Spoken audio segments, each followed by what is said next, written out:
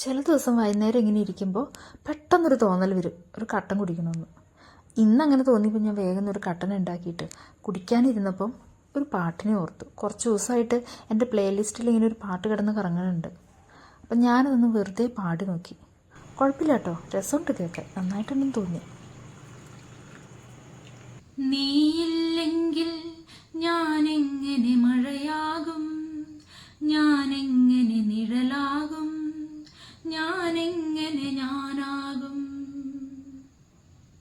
ഇലയില്ലെങ്കിൽ നീ എങ്ങനെ തണലാകും, നീ എങ്ങനെ തുണയാകും, നീ എങ്ങനെ മരമാകും.